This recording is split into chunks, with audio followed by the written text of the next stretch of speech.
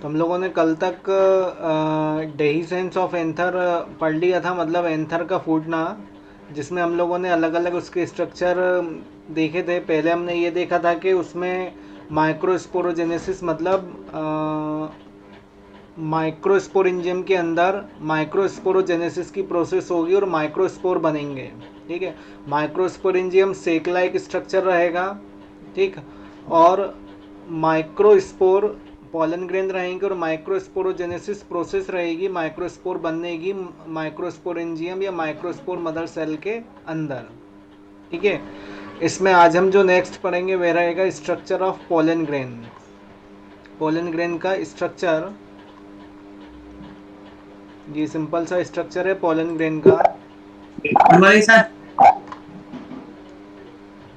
क्यों भैया, मैंने सुना तू पार्टी बनाने गया, वो बता रही थी कि बढ़िया कहीं पार्टी वार्टी आज ईद की। नहीं सर, ऐसी बात नहीं। चलिए, तो ये स्ट्रक्चर है पोलन ग्रेन का। इस पोलन ग्रेन के स्ट्रक्चर में जो बाहर वाली लेयर रहेगी वो रहेगी एक्साइन, ये लेयर बाहर रहेगी। इसके अंदर वाली लेयर रहेगी इंटाइन। ठीक, इसे हम आंतरिक भित्ति कहेंगे। इसके बाद इसमें नेक्स्ट आएगी ट्यूब सेल। ट्यूब सेल मतलब पतली सेल रहेंगी ट्यूब जैसी। और इसके बाद रहेगा वेक्यूल। वेक्यूल मतलब खाली जगह। इसका यूज़ वो किसी भी काम में किसी भी फॉर्म में कर सकता है। इसके अलावा इसमें ट्यूब न्यूक्लियस रहेगा जो कंट्रोल करेगा इसकी एक्टिविटी को। जनरेटिव सेल रहेगी जिसके कारण ये बनेगा। ठीक है, जनरेटिव सेल के कारण जनरेट होगा। और जन्मपोर रहेगा। ठीक, जन्मपोर का स्पेसिफिक कोई वो नहीं है यहाँ पर, लेकिन जन्मपोर रहेगा। जब बनने की जब इसमें प्रोसेस हम पढ़ेंगे तो आपको जन्मपोर का मीनिंग समझ में आएगा। तो इस स्ट्रक्चर में कोई डाउट?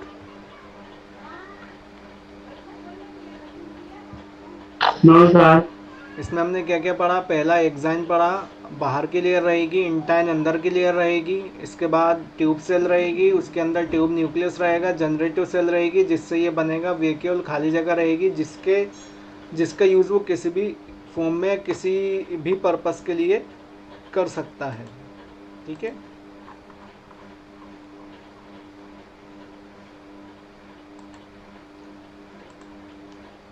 तो स्ट्रक्चर ऑफ पॉलन ग्रेन में it is commonly globular in outline. Globular मतलब ग्लोब्यूल जैसा हम गोल बोल सकते हैं, लेकिन जिसके अंदर मास हो, है ना, उसको हम बोलेंगे globular. Through several other shapes are also found. मतलब ग्लोब्यूलर तो होता ही है लेकिन इसके शेप अलग अलग हो सकते हैं। The diameter is 25 to 50 micrometre. Diameter कितना रहेगा? 25 से 50 micrometre. There is a highly resistant wall on the outside and cellular content inside. इसमें जो बाहर की तरफ वॉल रहेगी वो हाईली रेजिस्टेंट रहेगी, मतलब जिसको आना चाहिए वही आएगा, इसके अलावा कोई नहीं आएगा। और सेलुलर कंटेंट इसके अंदर इनसाइड रहेगा, मतलब सेल के अंदर अंदर रहेगा। जैसे हमने जनरेटिव सेल पढ़ा, ट्यूब सेल पढ़ा, तो ये सभी क्या है? सेलुलर कंटेंट है जो उसके अंदर रहेगा। It's cytoplasm is rich in starch and unsaturated oils. और इसका जो साइटोप्लाज्म रहेगा उसमें स्टार्च की जो क्वांटिटी रहेगी वो ज़्यादा रहेगी। The latter protect the chromosomes from radiation damage. और जो वॉल रहेगी और जो मटेरियल रहेगा ये रेडिएशन से कहीं ना कहीं जो डैमेज होने वाला होगा वो कहीं ना कहीं बचाएगा। Pollen grain protoplast is uninucleate in the beginning, but at the time of liberation it becomes 2 to 3 celled.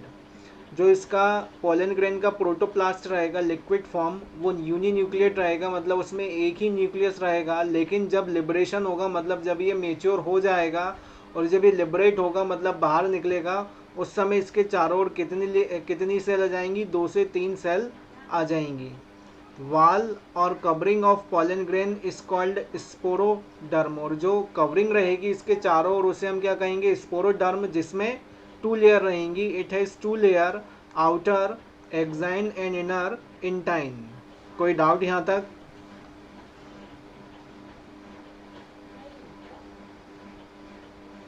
कोई doubt? No sir. Intine is pectocellulosic, मतलब इंटाइन जो रहेगी वो पेक्टिन और सेलुलोज की बनी रहेगी in nature. It places contains enzymatic proteins, ठीक, साथ में इसमें एंजाइमेटिक प्रोटीन्स भी रहेंगे जो काम क्या करेंगे, हम बोल सकते हैं कि कहीं ना कहीं तोड़ने का काम करेंगे एंजाइम्स, मतलब फूड अगर आएगा तो। फिर इसमें दिया है exine is made up of a highly resistant sir fatty. कहिए। सर स्पोरोडाम क्या होता है? स्पोरोलेनिन कंटेंट होता है ना, स्पोरोलेनिन कंटेंट होता है, जैसे कार्बोहाइड्रेट है ना, प्रोटीन है, लिपिड है, ऐसे स्पोरोलेनिन स्पोरोपोलेनिन कंटेंट होता है, ठीक है, जिसका बना होता है, ठीक है ना। मतलब इसे फेट बोल सकते हैं, लिपिड बोल सकते हैं, ठीक है। ये भी बोल सकते हैं कि फेट का एक नाम है, ठीक। Hexane is made up of a highly resistant fatty substance called sporopollenin. Sporopollenin is not degraded by any enzyme, ठीक है। मतलब जो एक्साइन रहेगी वो ज़्यादा हार्ड रहेगी is compare to intine. Intine में क्या रहेगा, एंजाइम के कारण डिग्रेडेशन हो जाएगा, लेकिन एक्साइन में किसी भी तरह का डिग्रेडेशन नहीं होगा, मतलब वो जो वॉल रहेगी उसकी वो टूटेगी नहीं, वो पिघलेगी नहीं, ठीक है, वो एकदम इंटैक्ट रहेगी, वो हार्ड रहेगी। It is not affected by high temperature, इस पर हाई टेम्परेचर का कोई इफेक्ट नहीं पड़ेगा, स्ट्रॉन्ग एसिड का और स्ट्रॉन्ग एल्कलाई का कोई इफेक्ट नहीं आएगा। Because of sporopollenin pollen grains are well preserved as a micro fossil. Means कभी कभी क्या होता है कि जो पोलन ग्रेन होते हैं उन्हें अपने अनुसार वातावरण नहीं मिल पाता, तो उस समय उनकी जो सुरक्षा होती है वो किसके कारण होगी, स्पोरोपोलेनिन के कारण। मीन्स जो भी टेम्परेचर बाहर रहेगा उसकी पूरी रक्षा कौन करेगी, स्पोरोपोलेनिन, मतलब एक्साइन जो बाहर वाली लेयर रहेगी वो उसको प्रिजर्व करके रखेगी। It places exine possess proteins for enzymatic and compatibility reaction. Exine is differentiated into outer एक्टेजाइन सेक्सिन कहेंगे और इनर एंडेक्साइन नेक्सिन कहेंगे। मतलब जो एक्साइन है वो भी दो लेयर में डिवाइड हो जाती है, जिसमें से एक्साइन की बाहर वाली लेयर कौन सी रहेगी, एक्टेजाइन, जिसे हम सेक्सिन कहेंगे, और इनर क्या कौन सी रहेगी, एंडेक्साइन, जिसे हम नेक्सिन कहेंगे।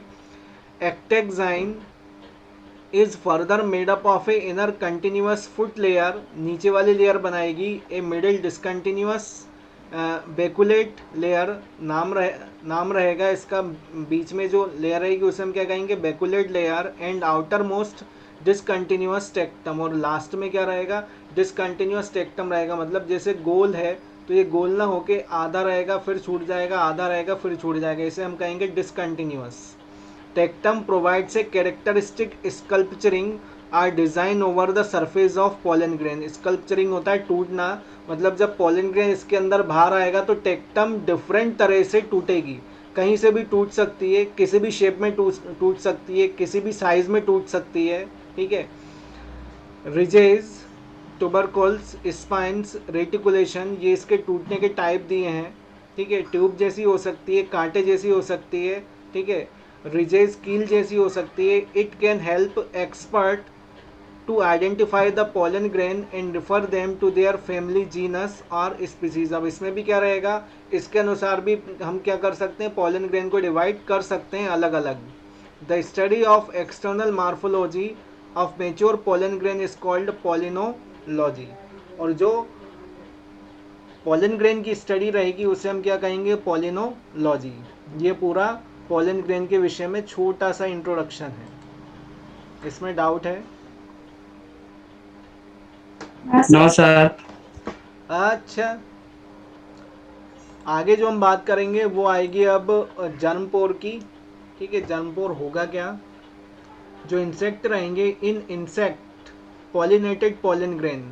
इंसेक्ट पॉलिनेटेड पोलन ग्रेन मतलब पोलन ग्रेन बन गए, उस फ्लावर पे कोई इंसेक्ट आएगा, फिर वो पोलन ग्रेन चिपकेंगे, फिर वो दूसरे प्लांट के फ्लावर पे स्टिग्मा पर जाकर गिरेंगे। तो ये क्या होगा, insect pollinated pollen grain, the exine is spiny as well is covered over yellowish viscous sticky oily layer is called pollen कीट।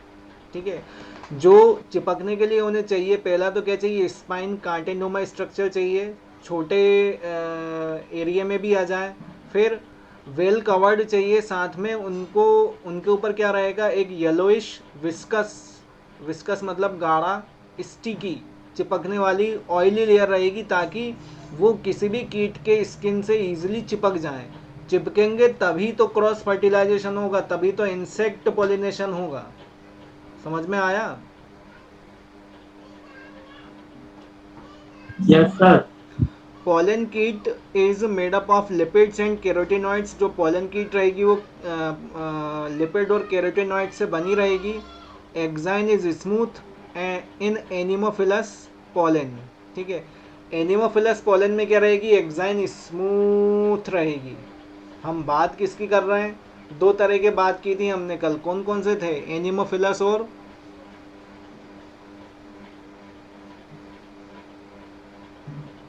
मत पढ़ो मत पढ़ो मत पढ़ो। जो एनिमोफिलस रहेंगे उनमें क्या रहेगा, एक्साइन कैसी रहेगी, स्मूथ रहेगी। ठीक है, जिनमें एयर के द्वारा होगा। ठीक है, at certain places the exine is thin or absent. कुछ प्लेसेस पे जो एक्साइन पतली रहेगी इनमें और कहीं पर एब्सेंट रहेगी।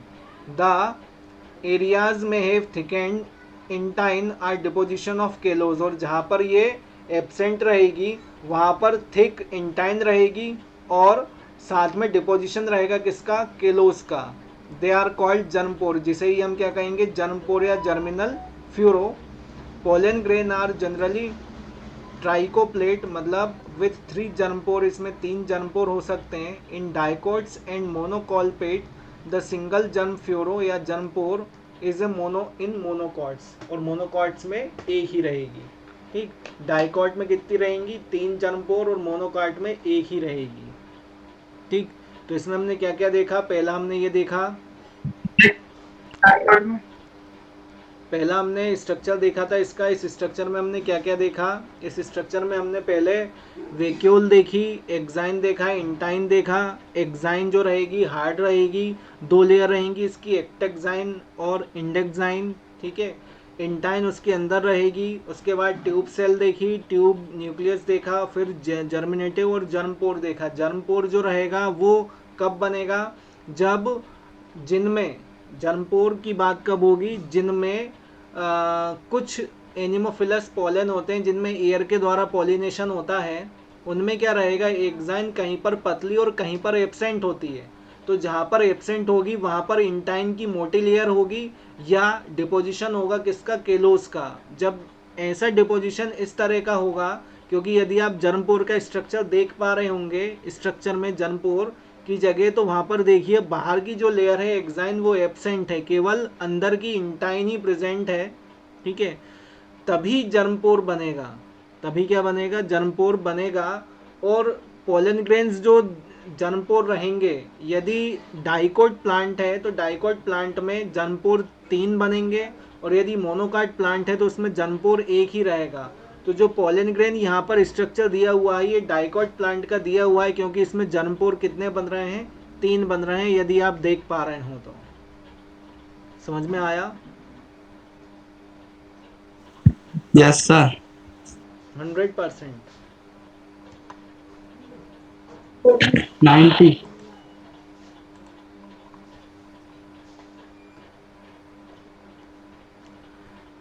नेक्स्ट है फिर पोलन विएबिलिटी। विएबिलिटी मतलब कि पोलन यदि कहीं पर जाए तो फर्टिलाइजेशन की प्रोसेस क्या होगी, उसके एक्टिवेशन की प्रोसेस क्या होगी। यदि वो फर्टिलाइजेशन के लिए जा रहा है, स्टिग्मा पर पहुंच गया है, तो कितनी देर लगेगी, कितनी देर में फर्टिलाइजेशन करेगा, कितनी देर में यदि फर्टिलाइजेशन नहीं हुआ तो वो खत्म हो जाएगा, तो उसे बोलते हैं विएबिलिटी। कब तक वो रह सकता है। ठीक है,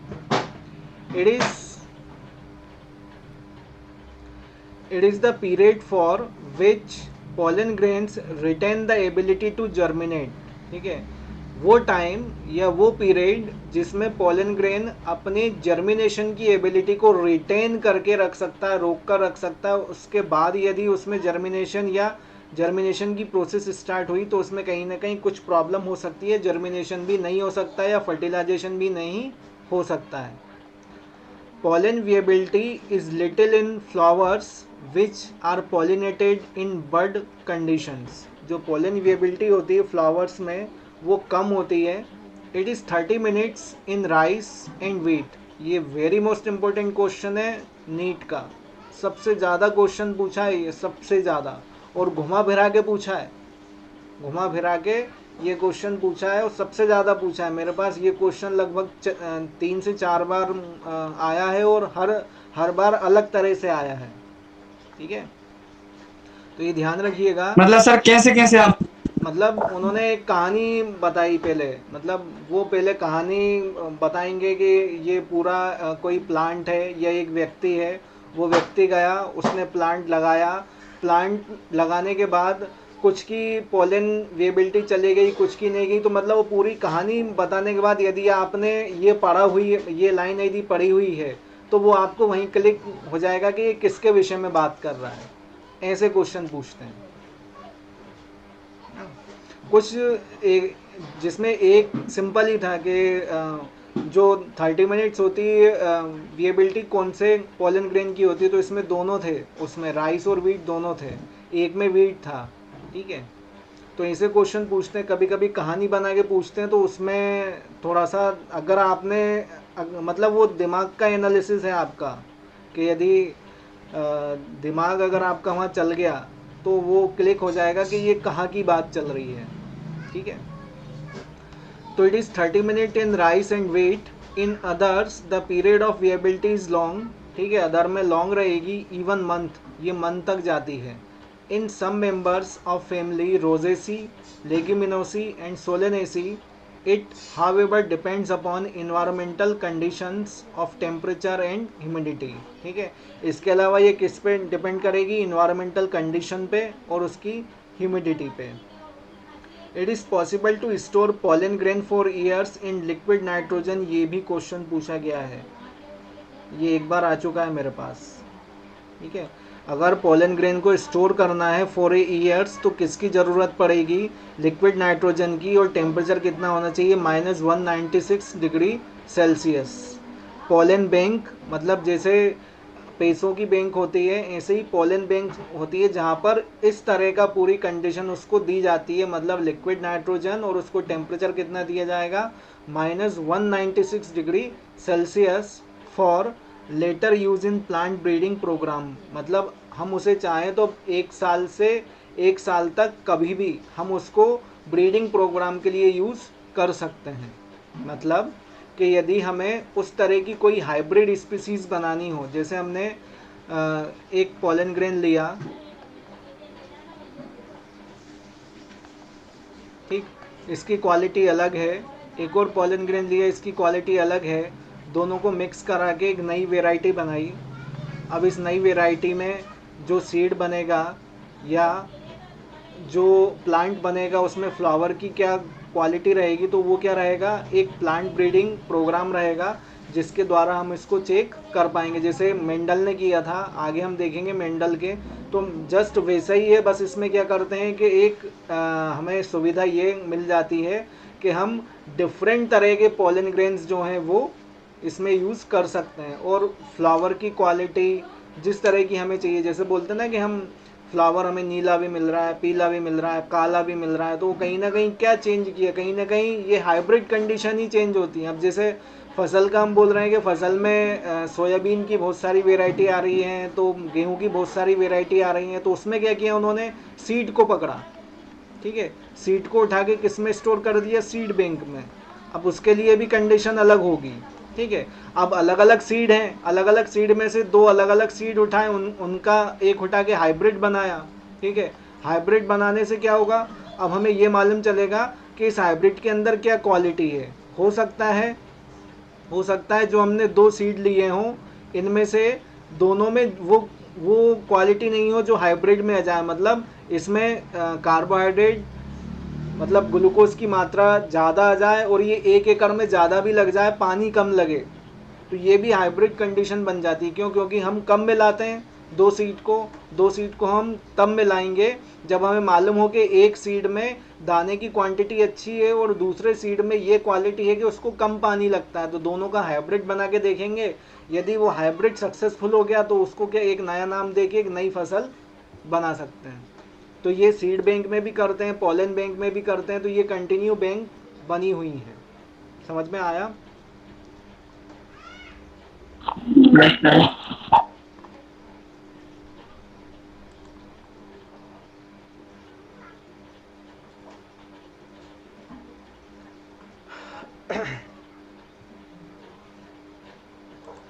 इसके बाद नेक्स्ट है पोलन एलर्जी। किसी किसी को क्या होता है, पोलन ग्रेन से एलर्जी होती है, मतलब फूल की खुशबू से एलर्जी होती है। तो वो एलर्जी फूल की खुशबू से नहीं, वो किसके कारण होती है? पोलन ग्रेन्स के कारण। मतलब वो पोलन ग्रेन जब उस व्यक्ति के रेस्पिरेटरी सिस्टम में जाता है तो वो कहीं ना कहीं एलर्जी क्रिएट करता है। ठीक है, तो pollen grains are produced in large number, बहुत सारे नंबर में बनेंगे यदि क्रॉस पॉलिनेशन हो रहा होगा तो, स्पेशली इन एनिमोफिलस स्पीसीज। ठीक है, एनिमोफिलस जिनमें एयर के द्वारा होगा। दे float in air and inter respiratory tract, यदि वो एयर के द्वारा जा रहे हैं तो वो रेस्पिरेटरी ट्रैक्ट में, मतलब सांस नाल में घुस सकते हैं, इंटर हो सकते हैं। Some individuals develop allergy to them, कुछ इंडिविजुअल में इन्हीं के कारण क्या होती है, एलर्जी क्रिएट होती है। Producing respiratory disorders like rhinitis, नाक बहना, कंटिन्यू लाल हो जाना, अस्थमा, सांस लेने में दिक्कत होना, ब्रोंकाइटिस, ब्रोंकाइटिस भी एक तरह की एलर्जी है जिसमें क्या रहेगा, उस व्यक्ति को कंटिन्यू छींकें आएंगी और साथ में ब्रोंकियल एलर्जी भी रहेगी, मतलब है फीवर रहेगा, मतलब उससे फीवर जैसा कंटिन्यू लगा रहेगा। ठीक है, ये कंडीशन होती है पोलन एलर्जी में। The major contributor to pollen allergy is carrot. ठीक है, किसके कारण होगी? कैरोट के कारण हो सकती है, ग्रॉस के कारण एंड पार्थेनियम के कारण। It entered India as a contaminant with, हाँ किसी का कोई, Parthe- पार्थेनियम, पार्थेनियम अभी बता दिया जाएगा आपको, प्लांट है ना, लास्ट में याद दिलाना मेरे को। ठीक है, with imported wheat but has spread in all parts of country. ठीक है, धीरे धीरे सभी कंट्री में अलग अलग हो गया है। इसके अलावा भी कुछ नाम हैं, जैसे चीनोपोडियम, अमरेंथस, सोरगम, रिसिनस, प्रोस Prosopis, Cynodon are other common source of pollen allergy. इनके कारण भी क्या रहेगी, पोलन एलर्जी होती है। अब इतने सारे हो गए, अब तो तुम ही सर्च करके देख सकते हो। Since different plants produce pollen grains in different season, अलग अलग प्लांट अलग अलग समय में पोलन एनर्जी प्रोड्यूस करते हैं, पोलन ग्रेन प्रोड्यूस करेंगे। Pollen calendars of atmosphere can be scanned and the allergic reaction pinpointed to a particular plants. ना कभी कभी होता है किसी किसी को कि ये होता है कि उसे केवल ठंड में ही एलर्जी होती है या गर्मियों में ही एलर्जी होती है, तो मतलब कहीं ना कहीं कुछ प्लांट या कुछ धूल के कारण या गर्मी, मतलब कुछ ना कुछ ऐसा है जिसके कारण उस व्यक्ति को उस तरह की एलर्जी हो रही है। यदि वो उस चीज़ को डिटेक्ट कर गया तो वो उससे कुछ हद तक लगभग 80% बच सकता है। क्यों? क्योंकि यदि उस व्यक्ति को कंटिन्यू एलर्जी रहेगी तो वो एलर्जी कहीं ना कहीं इम्यून सिस्टम को कमज़ोर करती है। ठीक है, अगर कंटिन्यू एलर्जी रही तो। ठीक, और यदि एलर्जी को नहीं रोका तो वो बाद में एनाफिलेक्टिक शॉक भी दे देती है। एनाफिलेक्टिक शॉक में क्या होता है, व्यक्ति छींक छींक के शॉक। ठीक है, तो ये कंडीशन बनती है एलर्जी में। समझ में आया? Yes, sir.